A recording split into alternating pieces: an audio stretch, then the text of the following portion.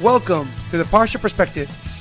Each week, we will delve deep in a weekly Torah portion to find a practical and insightful way to enhance your daily life.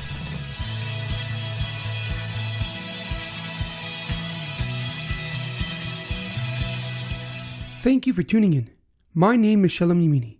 Each week, we will look into the weekly Torah portion to find inspiration that will complement your daily life and intensify your connection to God. This week's Parsha Perspective is being sponsored by the Behrman family in memory of Ephraim ben Shaul. May his soul be uplifted and his memory a blessing. This week's Torah portion is a double Parsha, Matos and Massei. Our Parshas begin with Hashem instructing Moshe to wage war against Midian in retaliation for the chaos that they created amongst the Jewish nation. So Moshe gathered 1,000 soldiers from each tribe and mounted an attack against the country of Midian. They emerged victoriously and killed their king and every fighting age male, including Bilam, who just 2 weeks ago tried to curse the Jewish people. When the soldiers returned from battle and split up the spoils of war, representatives from the tribes of Reuven and Gad came to Moshe with a strange ask. They requested that their part of the land not be in Israel, but rather on the other side of the Yarden River. They reasoned that there is an abundance of fields to feed their many flocks of sheep. As expected, Moshe was upset with their request.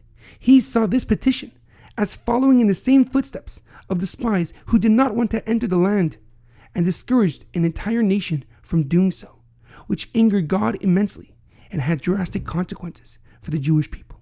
However, a question comes to mind.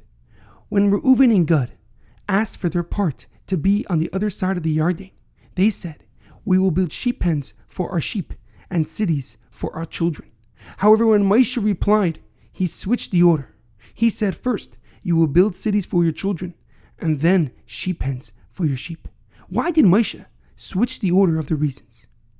In Parshas Vayigash, when Yaakov Avinu found out that his son Yosef was still alive, he started to prepare for the journey down to Egypt to greet him. However, it was not before he sent his son Yehuda there first. Rashi explains that the reason Yaakov sent Yehuda there first was to create a school for the children, so they will be able to learn Torah and keep mitzvahs even in a land such as Egypt.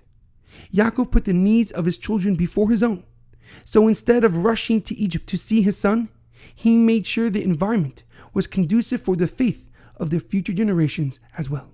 And as we see in Vayikra Rabbah, that it was because of Yaakov's foresight that the Jewish people did not change their names, nor dress or language during their enslavement in Egypt.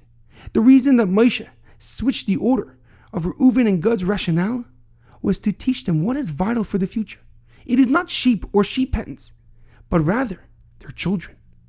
In Medrash Rabbah on Shir HaShirim it says that when the Jewish people stood at Mount Sinai to receive the Torah, Hashem asked, who will be the guarantor that they will keep the Torah?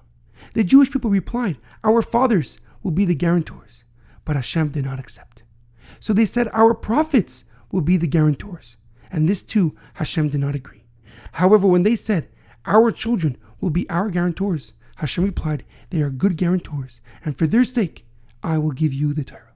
The mistake of the tribes of Reuven and Gad was their priorities. They valued the instant gratification of abundance of food for their flock, instead of the long-term success of having a part of the land that Hashem said is flowing with milk and honey. In our daily life, it is imperative that we understand that everlasting success is built on the many small choices and sacrifices that you do today.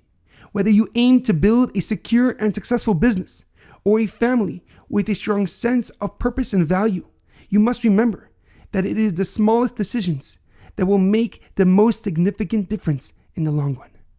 There is an amazing quote that I once heard. You cannot build a long-term future on short-term thinking. Have a great weekend and good Shabbos.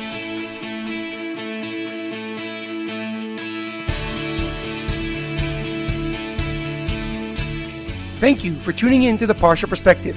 Check out our website, theparshaperspective.com. Send thoughts and comments to theparshaperspective@gmail.com. Till next time, thanks for listening.